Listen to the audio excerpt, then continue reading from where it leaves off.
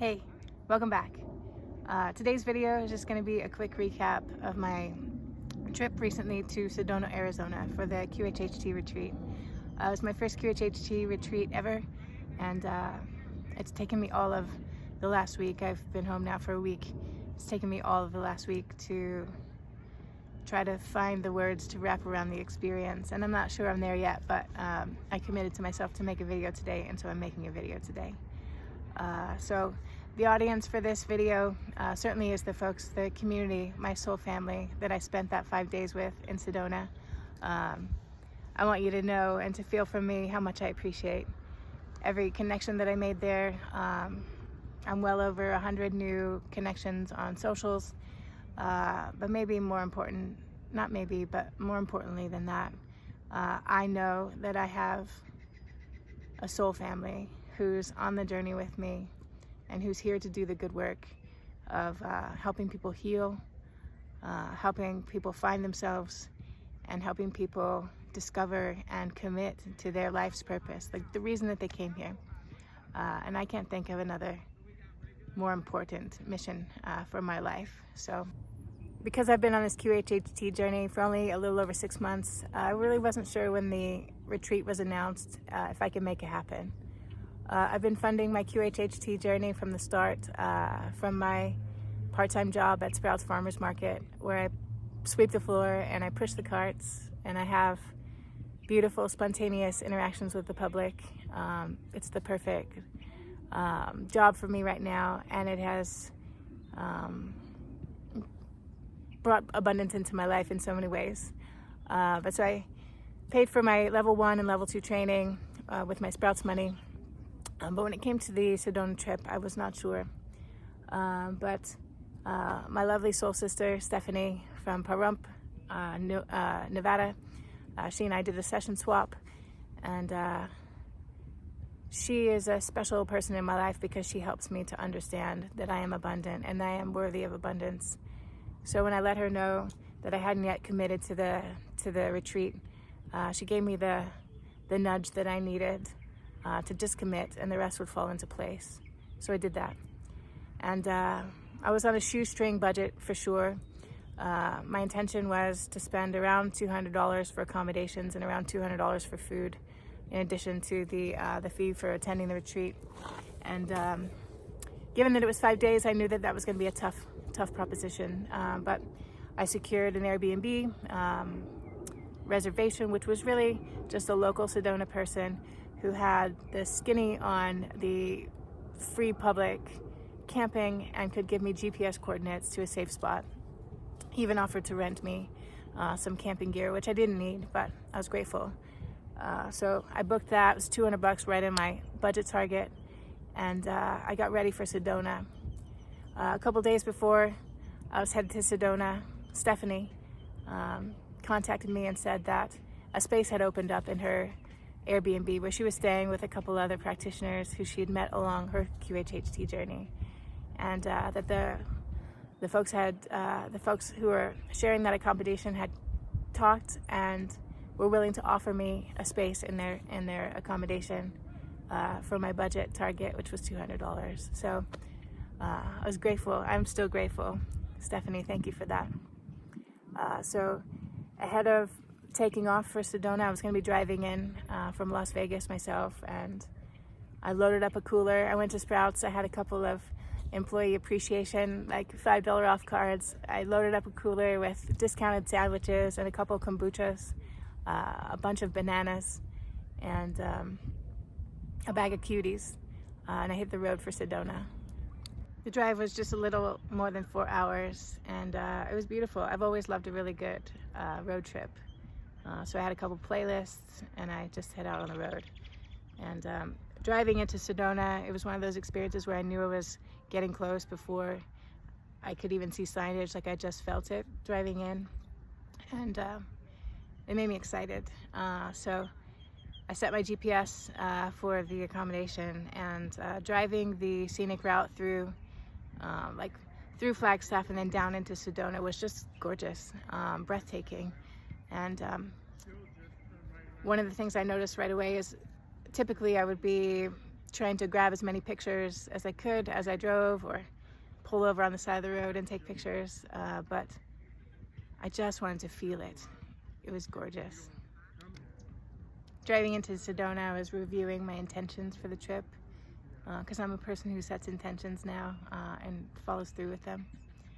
So my intentions going into the trip were many, but primarily I was going to Sedona to release my abundance blocks.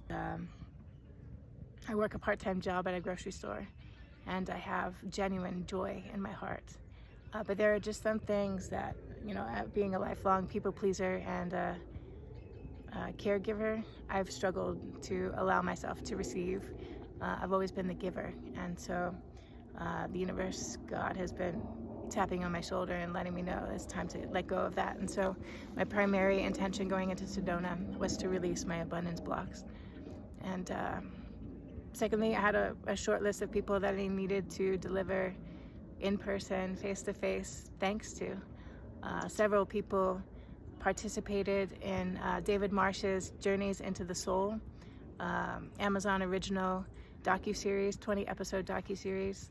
I encourage you to watch it. And I was going to be spending some time with some of the people who contributed their time to making that project wildly successful. It's available on Prime and on Gaia right now. Check it out. But I had this short list of people that I needed to let them know how important it was for me, being a new QHHT practitioner, coming into this like metaphysical realm with very few like IRL relationships in my life or resources, people who I can talk shop with about this this modality and its potentials. And so watching David's project, thank you David, you know that I'm grateful, but watching David's project, Journeys into the Soul, really gave me a glimpse. Each one of these practitioners that I was now going to meet in Sedona really gave me a glimpse of what my life could look like in practical terms. Being a QHHT practitioner, having an office, doing sessions, capturing those sessions, recording them in a variety of ways, video, or I record my sessions right now, audio. But I was really going to take advantage of this opportunity in meeting these folks and letting them know how important that was for me on the journey. Before I arrived in Sedona, I had filmed my very first Facebook reel, and I uploaded that Facebook reel into the QHHT Sedona Retreat Facebook group that was started. Folks were invited to join that group who were going to be attending, or those who were interested in attending. So it was a mixed group. And so I got brave and I made a Facebook reel, and in that Facebook reel I was opening to and inviting anybody who wanted to have a QHHT session while I was in Sedona and was willing to make the time. I too was willing to make the time, and definitely grateful for the opportunity to continue practicing and to continue being of service in this very beautiful way. When I arrived in Sedona, it was about, let's say noon, 1 o'clock in the afternoon. We were going to be checking in, doing registration later in the afternoon, and then we were going to have a welcoming full moon ceremony, actually. So I got the opportunity to meet the other women that I was going to be sharing the accommodation with. Stepannie met me when I arrived, and what a beautiful group of souls. Aima, Julie, Jody, Shen, thank you for welcoming me. Thank you for including me. The accommodation was beautiful, but your company was much more beautiful. So after an hour or so at the accommodation, we all headed over to the venue, which was like 2 minutes away, super convenient. And so walking up to the venue, I actually got this opportunity to walk past the gym, which would have been, had I stayed with the Airbnb opportunity, the camping opportunity, would have been where I would have taken my showers and done my hygiene. And so I just paused in the parking lot of that gym, and I looked at all the women I was walking with, and I just thanked them. I was ready to do my showers at the gym and camp out under the stars, but I was so grateful in that moment to be included.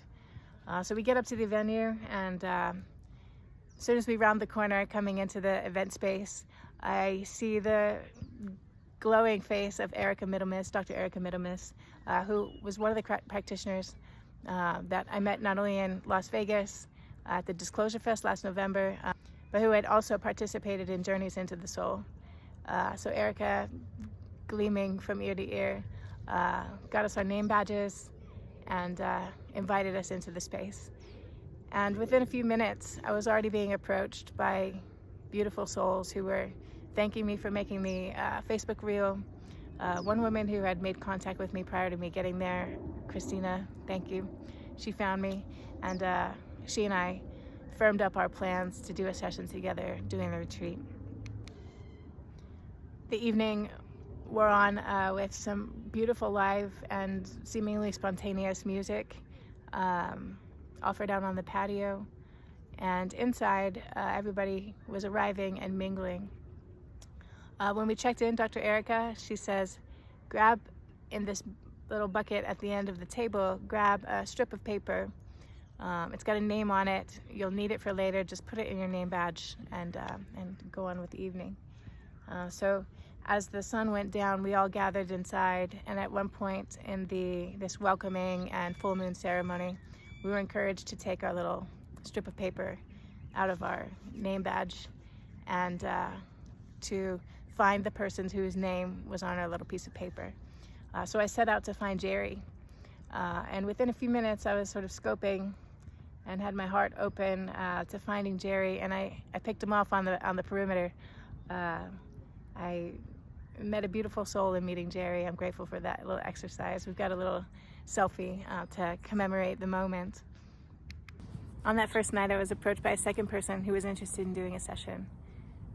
Actually, Chanel, and was interested in helping her husband Jim have a session. So I met with Jim, and I immediately had a connection, and we agreed that we would proceed in doing a session while we were at the retreat. Evening knocked off around, let's say, 10 o'clock, and we made our way back to the accommodation. One of the things that I thought was so amazing, when I walked into the accommodation, my new friends showed me some video of their experience out in the hot tub the night before, where they got video footage of what they all felt and believed to be an ET vehicle, a UFO in the sky. And yeah, if you're interested in that, I can get you that video. But I thought, oh, I'm in the right spot. I got a beautiful night's sleep, and when I woke the next morning at 5 a.m., I was ready to get up, greet the day. I went out on a walk by myself, found some grass to walk in, and came back, did my morning routine of my Epsom salt bath, and cleared the energy in the house, and cleared the energy that I was carrying around, and readied myself for the day. The first full day, which was Friday, promised some channeling, some specific channeling of toning, and a fluid body workshop by Diane. And in the evening or afternoon of that day, Friday, we were going to hear from the level 3 moderators of the forum, which is a huge resource for all of us as practitioners. A space for us to share what we're learning in sessions, share questions, and receive answers and guidance and support from the level 3 practitioners. So I was really looking forward to hearing sort of a live forum discussion. On Friday, sort of later in the day, a gentleman walked up to me and introduced himself. His name's Wayne, and he asked me if I had time for a session.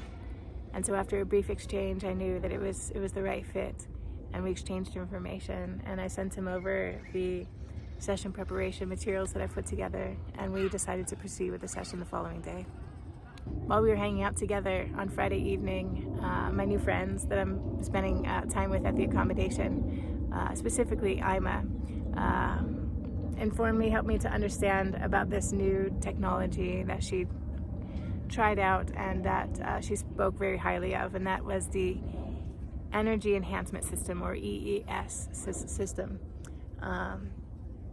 I didn't know anything about it, but I did a little bit of research thanks to Aima. She sent me some resources, and I got myself oriented to the experience I might be having in the morning. Again, my shoestring budget, I didn't think that I'd be able to swing it, but at $45, with the way that Aima was talking about the experience that she had, I knew that it was worth my time and worth my money. So now it's Saturday morning and I'm up early. I walk the neighborhood, find some more grass to walk in with my shoes off, come back, do my bath, clear the energy of the house, clear my energy. I have a very specific routine that I do on the day of sessions, and I've just kind of gotten into a rhythm with it. So in addition to all those things that I typically do, while I'm in the bath, I also listen to Dolores's sample induction from the QHHT online reference library, just to remind my brain to get my pacing down and to remember what I'm doing and offering this service. So first thing in the morning on Saturday, after I finish my routines, we all head off over to get our EES session. So we arrived at Health Wave Sedona, and Dr. Sheila Jackson met us at the door and invited us in, oriented us to the experience we were about to have, and so generously offered to give us a second hour of session, so 2 hours for the price of one, which I thought, there's some more abundance for you. After the orientation, Dr. Jackson invited us into the treatment space, which was a 24-screen treatment space, well appointed, nice, comfortable reclining chairs, a couple of beds if you wanted to lay on a bed, nice, cozy, soft blankets, and a cloth to cover our eyes during the treatment, during the session. So we all took our seats, got comfortable, and took the journey. I'd made my plans to meet with Jim, my first client, for a session that morning, and so I did struggle with allowing myself to receive that extra hour of treatment. The bargain that I made with myself is I would stay for 30 minutes of that extra hour, and so I did that. And after the treatment, I made my way over to Jim's accommodation, and we had a beautiful journey together. A typical QHHT session, which this was, includes myself and the client having a conversation, sometimes 2 hours, sometimes 3 hours, sometimes 4 hours, wherein I commit my full attention to getting to know the client, every part of their story from the beginning. I want to know about their life stories. I want to know about their health and any blocks that they've been experiencing energetically, spiritually, any physical problems. So we did that, and then we took a journey together, and it was profound, and the details of that are Jim's story to tell, but I'm so grateful for the experience. I learned a ton, and every one of my sessions has been so different and such a gift of learning, because each one of them has created a new opportunity for me to learn something, to grow, and that's magic. So after I finished up with Jim, I headed back to the accommodation and then to the venue. And tonight was going to be ecstatic dance night. That was preceded by face painting. They made face painting available. They had several stations. Artists were set up with their kits, and you could just sit down in their chair, choose from a few different designs, and get your face painted for the ecstatic dance. So I did that. And my artist, her name is Nikki. And when I sat down, she handed me the examples of what I could get painted on my face. So without giving it much thought, I pointed to one. And then I handed myself over to Nikki. I just sat there with my eyes closed and I let her do her thing. And just a few, felt like seconds later, she had stopped, and she had apparently finished. And so I opened my eyes just to have her put a mirror in front of my face. And from behind the mirror, I just hear this sweet voice say, "Hey, warrior." And so she did this beautiful design on my face, and I felt different having that on my face. So I got up from the chair and had a beautiful interaction, actually, with Triona Sheeran from Ireland, another participant in David's Journeys into the Soul project. She has 2 episodes in that docuseries, actually. And so I got to tell Triona to her face how important it was for me to see what she did with her clients, that she was a bright light on my path. And so in that exchange, Triona, after I got done saying my note of gratitude, Triona just looked at me. She says, "You see color." And so I turned my head a little bit, confused. And she just looked at me unflinching and says, "You don't know that, do you?" And so I shook my head no. And as I did, she looked at the woman who was standing next to us, and she started describing her color. And like magic, as she described it, it was as if Triona was painting in real time. I could see what she was saying. I could see this woman's colors. And then she turned to the woman standing next to that woman, and even before she got any words out of her mouth, what was broadcasting in my brain was yellow and teacher.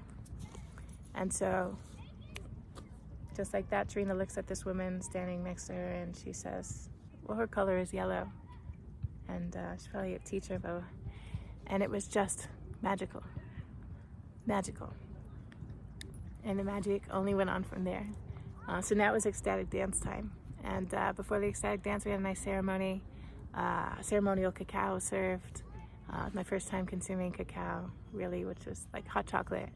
But it was beautiful what was said about the cacao, and sang about the cacao. Beautiful music. And then we got to the ecstatic dance, which was a new experience for me. If you're not familiar, and really I'm not even familiar, but what happened at this event was that beautiful tribal music was played, mostly live, and all the participants in the room were encouraged to interact with each other, not through words, but through movement, through our eyes, through our smiles, through our touch. And it was a beautiful night. It was really fun to allow myself to be free like that with my body. I coming out of a period in my life where I had just stopped dancing, and so this felt really good and right on time. Myself and my new friends, we played for a couple of hours, and we moved our bodies, and we smiled and we laughed, and it was beautiful. The next day, I got to participate in a group regression, which is a skill set that I am really looking forward to incorporating into my business moving forward.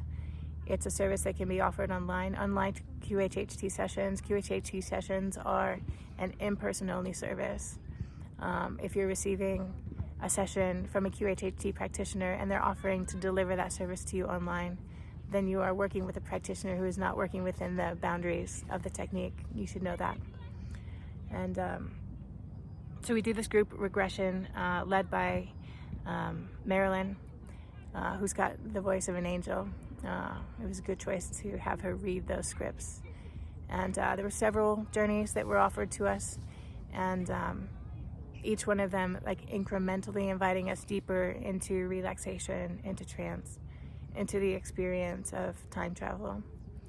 And after each journey, a couple members of the audience were encouraged or invited to share about what they had just experienced. And I think it's no coincidence that two of the people of maybe the, let's say 15 people of the whole activity, two of the people who shared were clients that I was going to be doing sessions with, or I had done sessions with at the event already.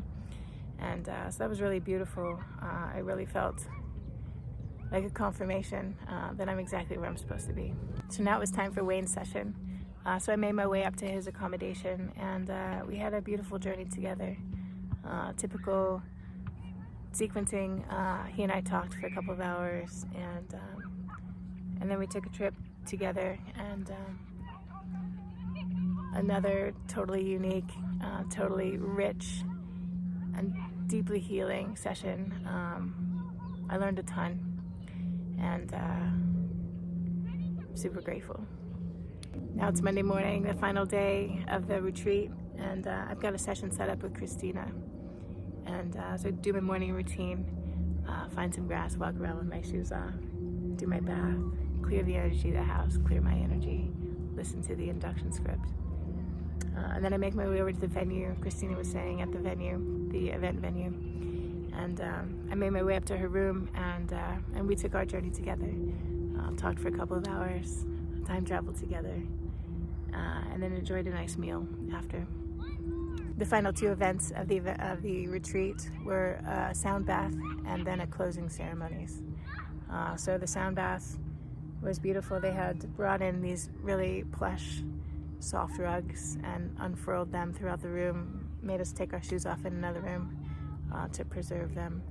And then we were encouraged to find a spot on the floor for the journey. So I did that. And as I laid there, I really tried to relax and just allow myself to go with the sound journey.